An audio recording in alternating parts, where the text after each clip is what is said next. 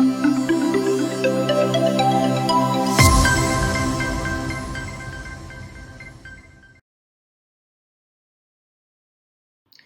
everybody, welcome to Daily News Simplified, an answer to what, why and how of newspaper reading. Today we shall be analyzing the Hindu newspaper dated 7th of November 2019 of the New Delhi edition. The topics to be discussed today has been presented on your screen.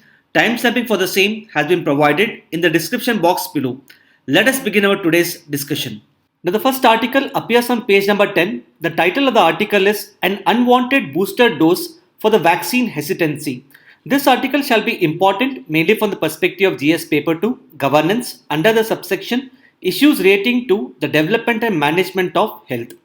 Now, before analyzing this particular article, let us first look into its background. The rapid advancement in the field of science and technology has led to development of vaccines for a number of diseases. Because of the development of vaccines, according to WHO, we have been able to prevent around 2 to 3 million deaths across the world. However, one of the biggest challenges with respect to vaccines happens to be the vaccine hesitancy. Now, the World Health Organization defines vaccine hesitancy as the reluctance or the refusal of the people to get vaccinated in spite of the availability of the vaccines. Accordingly, the World Health Organization has listed the vaccine hesitancy as the top 10 threats to the global health. Now, recently, yoga scholar Jaggi Vasudev of the Isha Foundation has asked the people in India to be more careful with respect to the vaccines, since the vaccines could lead to many side effects or may have negative impact on people's health. In this regard, this particular article here raises grave concerns with respect to the vaccine hesitancy across the world as well as India. It highlights that such kind of misinformation related to vaccines could dissuade the people from getting themselves vaccinated. Accordingly, it highlights that such kind of misinformation among the people related to vaccines need to be countered in order to improve the health outcomes in India. Now, since World Health Organization has declared vaccine hesitancy as among the top 10 threats to global health, we'll discuss as to what factors could possibly contribute to the development of vaccine hesitancy. In this regard, we'll discuss the 3C approach as enunciated by the World Health Organization. Apart from this, we'll also discuss as to how this particular problem of the vaccine hesitancy can be countered. Now, as we have discussed before, vaccine hesitancy basically refers to the reluctance or the refusal of the people to get themselves vaccinated in spite of the availability of the vaccines. So the question which arises here is that why are people reluctant to get themselves vaccinated? Is it the poor understanding about the efficacy of the vaccines? Is it the low literacy levels among the population? Or is it the socio-religious norms that prevent the people from getting themselves vaccinated? Now, in order to find answers to these questions, the World Health Organization has developed the 3C vaccination model. Through this particular model, we would be able to identify as to what are the major reasons that prevent the people from getting themselves vaccinated. And these 3Cs as such are convenience, complacency and confidence in the vaccines. So overall, the 3C vaccination model basically highlights as to what factors contribute to either the higher or lower acceptance of vaccines among the population in a country. Now, the convenience refers to the overall availability as well as the affordability of vaccines in a country. Obviously, this is one of the most important aspects for the acceptance of vaccines in a particular country. And this can be considered as one of the basic prerequisites for improving the immunization coverage within a particular country. So, unless the vaccines are available and unless they are affordable, we would not be able to improve the overall immunization coverage within a particular country. For instance, the government of India has launched the mission Indradhanush so as to increase the availability of vaccines for a number of diseases. So, because of the convenience with respect to availability of vaccines, the overall vaccination coverage in India has improved to around 87%. So undoubtedly, the availability as well as the affordability of vaccines can go a long way in improving the vaccination coverage within a particular country. However, this is just one of the prerequisites for improving the immunization coverage. Ultimately, the vaccines that are available at a lower price have to be accepted by the people at large. Unless these vaccines are accepted by the people, we would not be able to increase the overall immunization coverage within a particular country. And these two factors that determine whether the people accept the vaccines or not are the overall confidence of the people in the vaccines as well as the people complacency with respect to the vaccines. Now, with respect to confidence, this basically denotes the extent of trust and confidence that people enjoy in the overall effectiveness as well as the safety of the vaccines. Wherein this particular article has highlighted that almost around 95% of the South Asians actually trust the vaccines, whereas in the developed countries such as Europe, the overall acceptance of vaccines is quite lower at almost around 55%. Now, the poor acceptance of vaccines in the European countries clearly highlight that if people in a country perceive that the vaccines are ineffective or if they perceive that the vaccines may have certain adverse impact on their health, then the people may not get themselves vaccinated. Let us now look at some of the important case studies in order to substantiate as to how the public trust and confidence is critical in order to improve the immunization coverage within a particular country. In Jan 2019, a famous UK-based scientist known as Martin Gore died after being vaccinated with the yellow fever vaccination.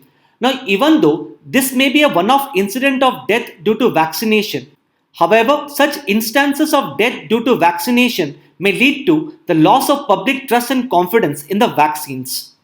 On similar lines, the World Health Organization has raised grave concerns with respect to the poor acceptability of the measles vaccine in the developed countries such as USA as well as Europe. Now, the people in these countries have developed a perception that if they get their children vaccinated with the measles vaccine, then the children may develop autism in future. Now, even though the scientists are trying to change such a flawed perception among the people as such are still reluctant to get their children vaccinated. Because of this, there has been an increase in the number of the measles cases both in USA as well as Europe. Now, both these case studies as such clearly highlight that the increase in the literacy rates among the population in a country may not guarantee the increase in the vaccination coverage. Apart from increasing the awareness level, the public trust and confidence in the vaccines is equally important so as to enhance the vaccination coverage. The public as such should perceive that the vaccines would not have an adverse impact on their health. Only then the people would get themselves vaccinated. Thirdly, a sort of complacency may develop among the people towards the vaccines, wherein the people may start perceiving that nothing would happen to them even if they do not get vaccinated. Now, this particular complacency of the people towards the vaccine may get developed because of a number of factors. For instance, the people's acceptance of vaccines may be shaped by the socio-religious norms and customs. Now, for example, the ultra-Orthodox Jewish community in USA has a poor acceptance of vaccines due to religious grounds. On similar lines, this particular article has highlighted that the Muslim communities in the two districts of Kerala have a poor acceptance of the diphtheria vaccine because of the socio-religious norms. Now, one of the basic reasons for the poor acceptance of vaccines among the Muslim communities has been attributed to the propaganda that was carried out against the vaccines. Now, this particular propaganda basically highlights that the diphtheria vaccine may contain microbes, chemicals and animal-derived products which are forbidden according to the Islamic law. Because of such a perception, the Muslim communities in the two districts of Kerala have failed to get the children vaccinated from the diphtheria vaccine. Now, since the World Health Organization has declared vaccine hesitancy to be among the top 10 threats to global health, let us try to understand as to how can we counter this particular problem of the vaccine hesitancy. Now, first and foremost, the Economic Survey 2018-19 has recommended for the integration of the behavioral economics into our public policies. Now, through the behavioral economics, we should be able to influence or rather nudge the people in the favor of vaccines. Now, in our separate video on the Economic Survey 2018-19, we have clearly highlighted as to how the behavioral economics can be used by the government of India so as to improve the development outcomes. You can go through this particular video for the better understanding of how behavioral economics can influence the people towards the vaccines. The link for this particular economic survey video has been given in the description box for your reference. Now, some of the steps that the government of India can possibly take in order to influence the people in the favor of vaccines through the behavioral economics include: the first step here is the regular publication of data. Now, the government of India should regularly publish the data as to how the improvement in the vaccination coverage has led to the improvement in the health outcomes of the people. Such kind of regular publication of data would dispel the wrong perceptions of the people about the vaccines and would act as a positive reinforcement for the people regarding the benefits of vaccination. On similar lines, as stated before, the vaccine hesitancy could develop among the people due to the circulation of fake news as well as propaganda about the unsafe nature of the vaccines. Accordingly, the government of India has to counter this misinformation and the propaganda by demonstrating to the public about the safety as well as the efficacy of the vaccines. The government of India should also send the regular updates on the mobile phones of the people related to the pending vaccination of the children. Such kind of constant reminders to the people would improve the vaccination coverage. Nextly, the Nobel Prize in the field of economics has been awarded to Abhijit Banerjee and his companions. Now, these Nobel laureates have demonstrated as to how the evidence-based policy making can improve the development outcomes in India. In particular, through an experiment which they carried out in the state of Rajasthan, the Nobel laureates have demonstrated that immunization coverage in a country can be improved if the people are provided with certain financial as well as non-financial incentives. For instance, the Nobel laureates have showed that if the poor families are provided with food grains, then they would be incentivized to get their children vaccinated. Now, we need to follow this particular model across India so as to improve the acceptability of vaccines across India. Nextly, the health workers in India, particularly the ASHA workers, can play an instrumental role in dispelling the wrong perceptions related to vaccines. Now, these ASHA workers have to be suitably trained in order to communicate to the communities on the benefits of the vaccination. And lastly, as discussed before, the socio-religious outlook can sometimes contribute to the vaccine hesitancy. Hence, the government should engage with the religious leaders who wield considerable influence over the communities. Now, these religious leaders have to be sensitized about the importance of vaccines, and they should be asked to communicate the benefits of vaccines to their community members. Now, this is what you have to know with respect to this particular article related to the vaccine hesitancy. Now, based upon our video analysis, you can try writing answer to this particular mains question for practice. The World Health Organization has declared vaccine hesitancy as among the top 10 threats to the global health. In this regard, discuss the various factors that could contribute to the development of the vaccine hesitancy. Also suggest some measures to address this problem. Now you can try writing answer to this particular question based upon our video analysis.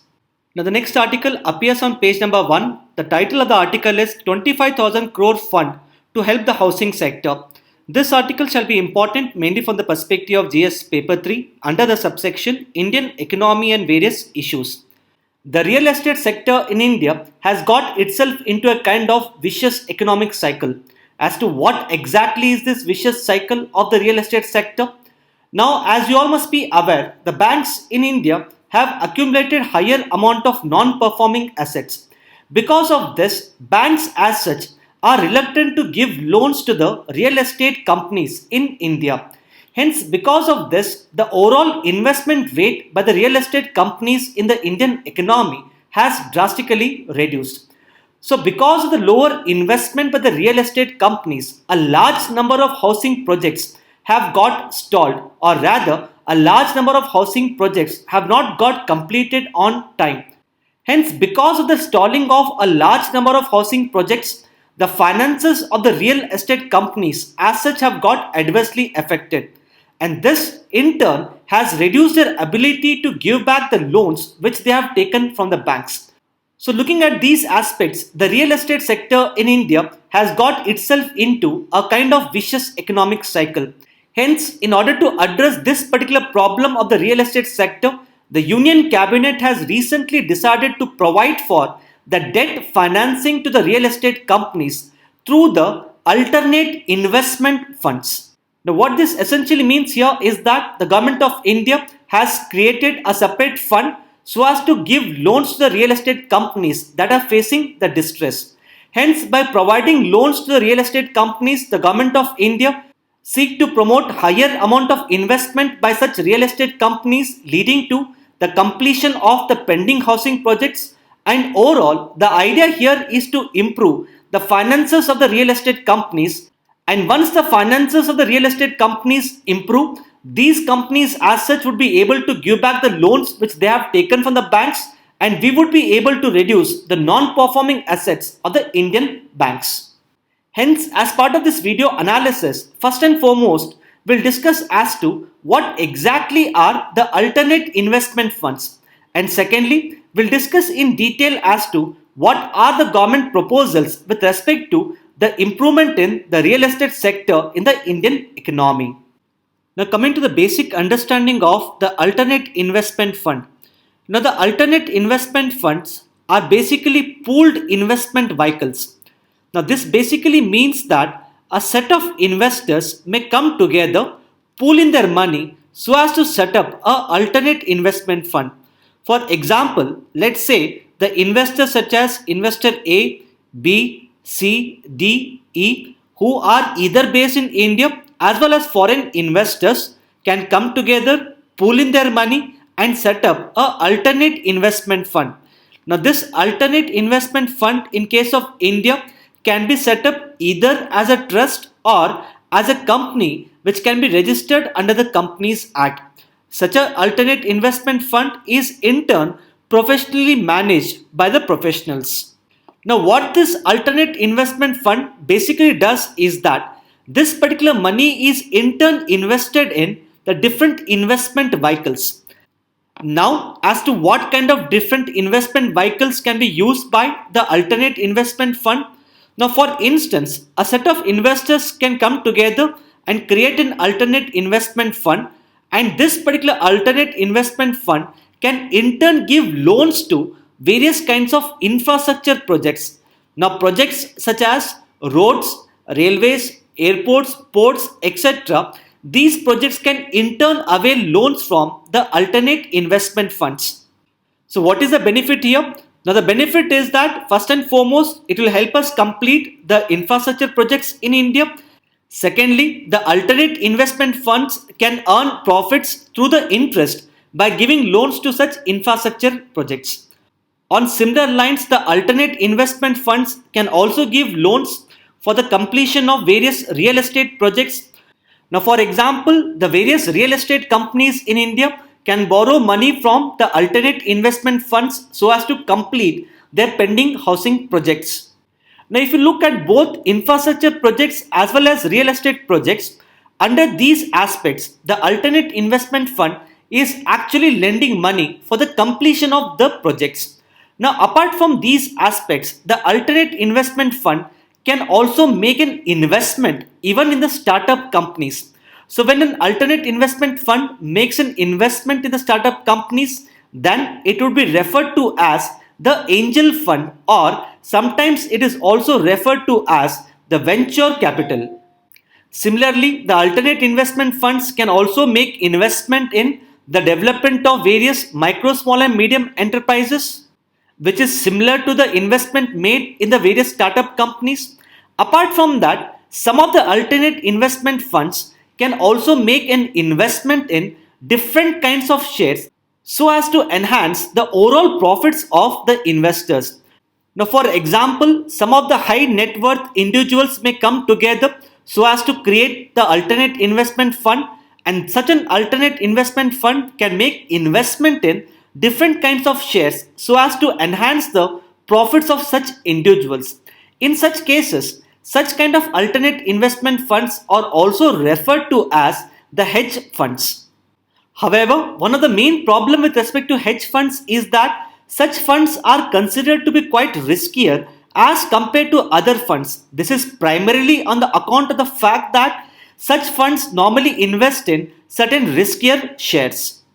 Now, all such alternate investment funds are considered to be part of the capital market in India, and accordingly, it is the capital market regulator, that is the SEBI, that regulates the alternate investment funds.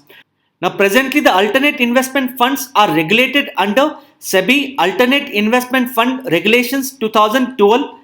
Apart from that, SEBI has categorized the alternate investment funds into three different categories depending upon the purposes for which the alternate investment funds have been set up. Now, all those alternate investment funds which are considered to be socially as well as economically desirable, all such alternate investment funds are categorized under the alternate investment fund first category.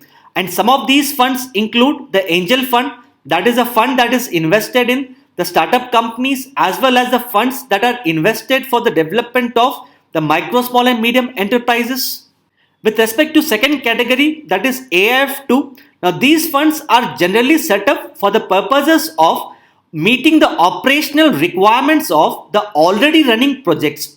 So one of the basic difference between AIF1 and AIF2 category is that while AIF1 category basically makes investment in starting new projects, whereas AIF2 category makes an investment in the already existing projects. Now, for example, if an alternate investment fund makes an investment for starting a new infrastructure project such as the airport, then it will be categorized under the AIF1 category. On the other hand, if an alternate investment fund is set up so as to give loans to the completion of an airport project, then such an alternate investment fund would be placed under the alternate investment fund second category. And with respect to AIF3, now this particular AIF3 category is considered to be quite riskier and it basically includes the hedge funds. Now coming to the government's proposal for the real estate sector, the government has proposed to create a category 2 alternate investment fund, and as we have discussed before, the category 2 alternate investment fund basically give loans for the completion of the ongoing projects. So the category 2 alternate investment fund proposed by the government of India shall provide loans for the completion of various real estate projects. Now this particular alternate investment fund is said to have a total corpus of around rupees 25,000 crores, out of which 10,000 crores shall be provided by the government of India and remaining 15,000 crores shall be provided by various public sector agencies such as the State Bank of India as well as the Life Insurance Corporation. And as we have discussed before, the alternate investment fund pulls in money from the different investors, and presently it is pulling in money from both government as well as the public sector agencies such as the State Bank of India as well as the Life Insurance Corporation. And going forward, the Finance Minister of India expects that even other investors may come forward to make an investment in this particular alternate investment fund, because of which it is expected that the total corpus available with this particular alternate investment fund would increase in future. And please note that this particular money to be pulled in by the investors shall be made available only to those affordable and middle income projects that are registered with the real estate regulatory authorities. Now this is what you have to know with respect to this particular article. Now the next article appears on page number 20. The title of the article is Pakistan Fares Poorly in the Internet Freedom. Now this particular article has appeared in the newspaper in the context of a recent international report known as the Freedom on the Net. Now this particular report basically ranks the countries across the world depending upon the extent of internet freedom which is enjoyed by their citizens. Hence, this particular article becomes important mainly from the perspective of prelims under the subsection Current Events of International Importance. Apart from this, this particular international report is also important because in previous year prelims, questions have been asked with respect to the publication agencies of some of the major international reports. For instance, in the year 2016, there were questions related to who publishes the ease of doing business as well as the Global Financial Stability Report. And as you all must be aware, the Ease of Doing Business Index is published by the World Bank, whereas the Global Financial Stability Report is published by the International Monetary Fund. On similar lines, in the year 2018, a question was asked as to who publishes the Rule of Law Index, and it is to be noted that the Rule of Law Index is published by the World Justice Report. On similar lines, in the year 2016, a question here was which of the following are the indicators used by the International Food Policy Research Institute to compute the Global Hunger Index? And the answer to this particular question was D. In the year 2019, a question was which one of the following is not a sub-index of the World Bank's Ease of Doing Business Index? And the answer to this particular question was A. So looking at these previous year prelims questions, it can be concluded that normally with respect to international reports, questions are asked as to who publishes the international reports. Apart from that, questions can also be expected with respect to what indicators are considered by the publication agencies so as to publish the index. Hence, as part of this video analysis, we'll understand some of the basic details related to the international report known as the Freedom on Net. The Freedom on the Net report is actually published by an independent watchdog known as the Freedom House. It is to be noted that the Freedom House is an international NGO that is dedicated to the expansion of freedom as well as the democratic rights of the people across the world. Some of the other important international NGOs dedicated to the global cause include the Transparency International, that basically fights the global corruption, the Amnesty International, that raises its voice against the human rights violations across the world, the Doctors Without Borders, which seeks to provide medical assistance to the people who have been affected either due to conflicts or epidemics. Now, these international NGOs as such becomes important because in previous year prelims, questions have been asked with respect to both Amnesty International as well as the Doctors Without Borders.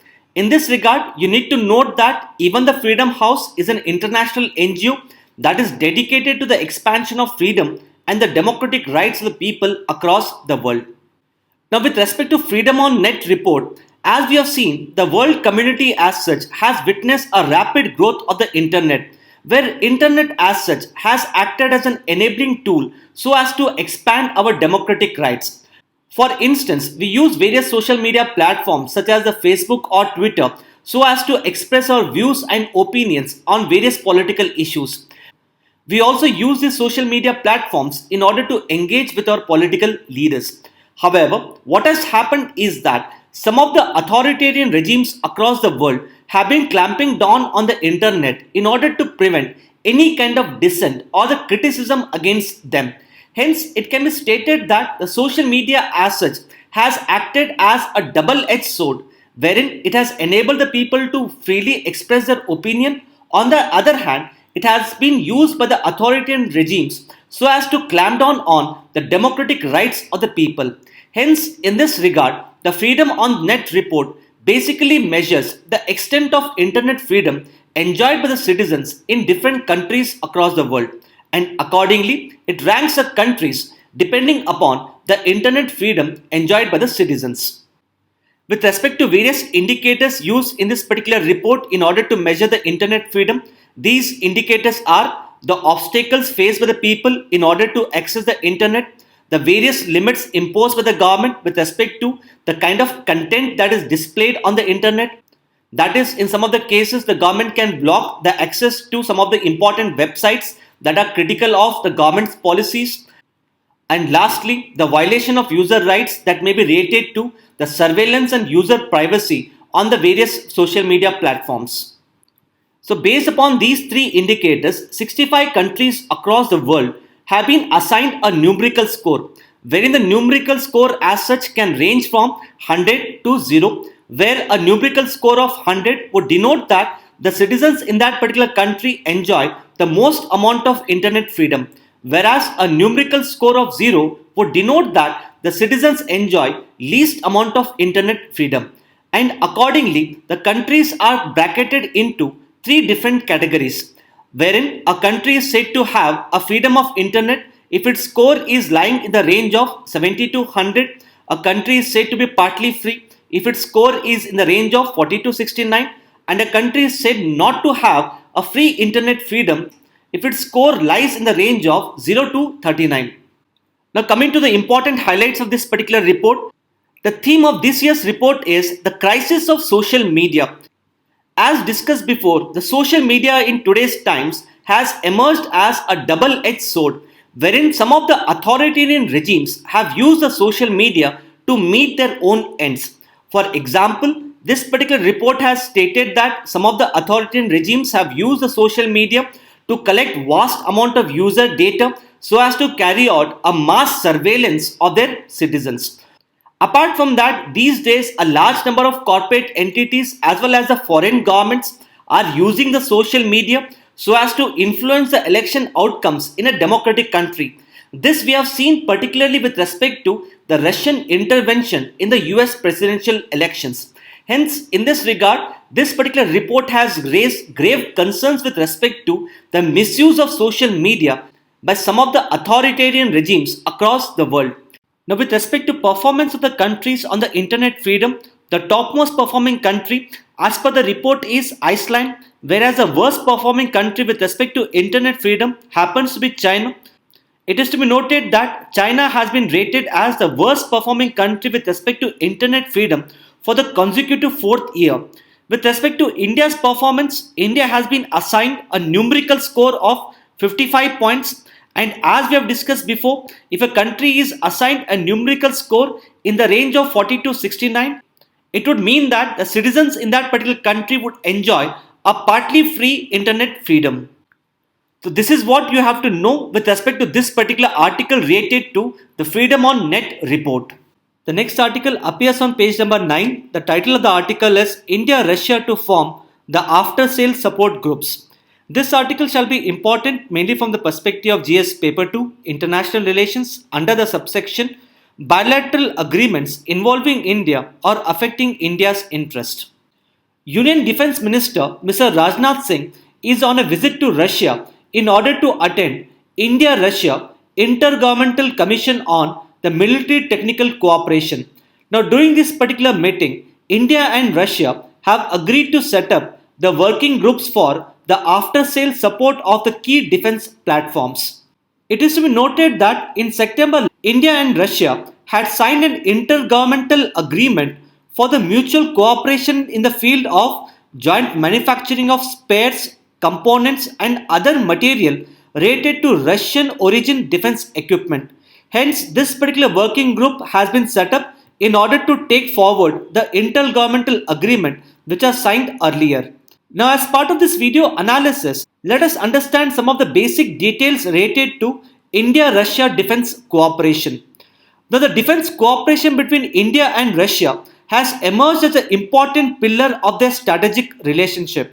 The bilateral defense cooperation between the two countries is in turn guided by the Program for the Military Technical Cooperation. Now, such a program for the military technical cooperation basically highlights as to how the two countries can develop and strengthen the military and technical cooperation between them.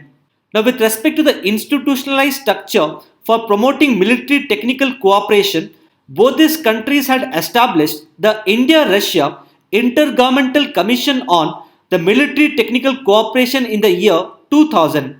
As part of this commission, the defense ministers of India and Russia meet on an annual basis alternatively in India and Russia. Apart from this, India and Russia have also set up the high-level monitoring committee so as to monitor the defense deals on a regular basis. Now, the high-level monitoring committee is headed by the defense secretaries of both the countries. Now, with respect to various bilateral defense projects between India and Russia, now both these countries are presently involved in the indigenous production of the T-90 tanks as well as the Sukhoi 30 aircraft. Apart from this, Russia is involved with respect to the supply of the MiG-29 aircraft as well as the Kamor 31 as well as Mi-17 helicopters. And over a period of time, the nature of defense relationship between India and Russia has evolved from a pure buyer-seller relationship to the joint production of various defense goods. Now, one of the best example of such an evolution in the defense relationship is the joint production of the BrahMos missile. Apart from that, presently India and Russia are also involved in the joint production of the 5th generation fighter aircraft as well as the joint production of a multi-role transport aircraft. Now these are some of the important aspects which one should know with respect to this particular article. Now the next article appears on page number 11. The title of the article is As the Seas Come Closer. This article shall be important mainly from the perspective of GS paper 3, Environment under the subsection Environmental Conservation. As you all must be aware, there has been rapid increase in the global carbon dioxide emissions, wherein the global carbon dioxide emissions have increased to around 411 parts per million. It is also being stated that as compared to pre-industrial era, the global carbon dioxide emissions have increased by more than 45%. So such an increase in the carbon dioxide emissions has in turn led to the problem of the global warming as well as the climate change. Now one of the basic impact of the global warming is the increase in the sea levels across the world. Now this particular increase in the sea level may basically takes place on account of two reasons. Firstly, the increase in the temperature would lead to the increase in the volume of seawater, leading to the increase in the sea level. On similar lines, the increase in the global temperature would lead to increase in the melting of glaciers, leading to the increase in the sea level. Hence, the overall increase in the sea level across the world would in turn have a devastating impact on the coastal communities. First and foremost, it would lead to the displacement of the coastal communities. Secondly, it would lead to the submergence of the various economic infrastructure such as the ports. And thirdly, it will also aggravate the problem of food and nutrition, particularly due to the loss of the fisheries. Hence, in order to address this particular problem of the sea level increase, we need to have the correct estimates of the impact of the global warming on the sea level.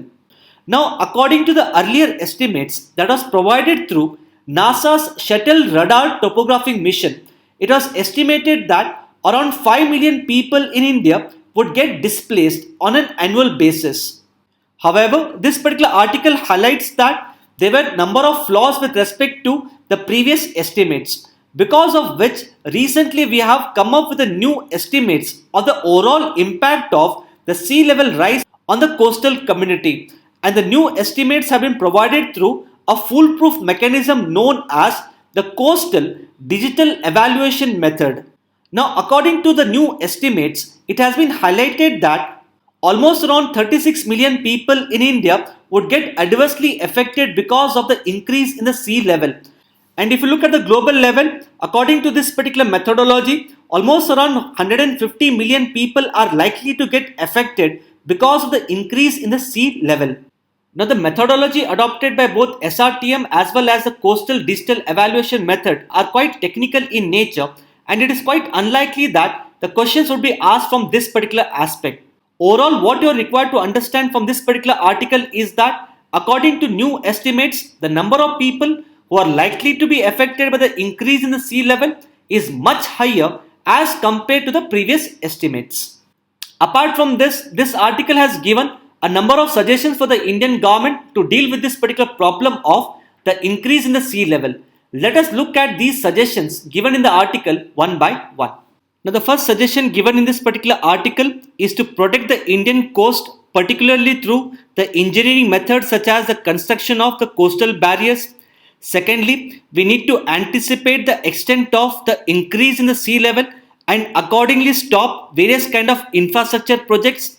Thirdly, we need to retreat from those coastal areas which are considered to be highly vulnerable to the submergence. And lastly, since many of the coastal zones are shared by multiple nations, accordingly, the coastal countries should come together, pool in their resources and technology so as to mitigate the impact of the increase in the sea level. Now, these are some of the important aspects which one should know with respect to this particular article. Now, the next article appears as a lead article on page number 10. The title of the article is After the RCEP Opt-out, the Challenge of a Shape Up. Now, this particular article has appeared in the newspaper in the context of the recent withdrawal of India from the RCEP negotiations. Now, India basically believed that the current RCEP negotiations went against its core interest, and accordingly, India has recently decided to withdraw from the RCEP negotiations. In this regard, this particular lead article here discusses the various reasons for India's withdrawal from the RCEP negotiations. Now, these aspects of the article have been covered in a much comprehensive manner in our DNS dated 5th of November 2019. So, I suggest you to go through this particular DNS dated 5th of November 2019 in order to understand the various aspects that led to India's withdrawal from the RCEP negotiations. Now, based upon a video analysis, these 4 questions shall be a prelims question for practice. Please pause this video and try to find answers to these 4 questions. We shall be discussing the answer after 5 seconds. Now, coming to the first question here, it has been reported on page number 9 of the Hindu newspaper that the Press Council of India has recently given away the national awards in the field of journalism, and accordingly this question has been asked with respect to the Press Council of India. The question here is, consider the following statements about the Press Council of India. The first statement here is, PCI is the statutory body. Now, this particular statement here is correct. This is because the Press Council of India has been set up under an act of the Indian Parliament. The second statement reads as, it is a watchdog for all the forms of media in India. Now, this particular statement here is wrong. This is because the Press Council of India regulates only the print media and not the electronic media. Now, coming to the third statement, the third statement here is, the chairperson of Press Council of India has to be a retired judge of the Supreme Court. Now, this particular statement here is correct. So, if you look at the options which are given here, the correct answer to this particular question shall be C, that is 193 only. Now, coming to second question, now it has been reported on page number 5 of the Hindu newspaper that a tropical cyclone is said to hit the coast of West Bengal as well as Bangladesh, and accordingly a question has been asked with respect to the formation of tropical cyclones. The question here is, equatorial region is said to be devoid of the formation of tropical cyclones. Which of the following best explains the absence of cyclone formation at the equator? It is to be noted that a number of conditions are required to be met for the formation of tropical cyclones. One of the basic conditions is the requirement of a stronger Coriolis force. So, unless there is a stronger Coriolis force, the tropical cyclones would not be formed. So, if you look at the Coriolis force at the equator, this particular Coriolis force is almost equal to 0, because of which the tropical cyclones are nearly absent at the equator. So, if you look at the answer to this particular question, the answer shall be C. That is, since the Coriolis force is too weak, the tropical cyclones are absent at the equator. Now, coming to third question, the question here is, consider the following statements related to the alternate investment funds. The first statement here is, alternate investment funds are the pooled investment vehicles designed to provide debt financing for various projects. Now, this particular statement, as we have discussed, is correct. Second statement reads as, alternate investment funds are regulated by RBI. Now, this statement here is wrong. This is because the alternate investment funds are regulated by SEBI. So, if you look at the options which are given here, the correct answer to this particular question shall be A, that is 1 only.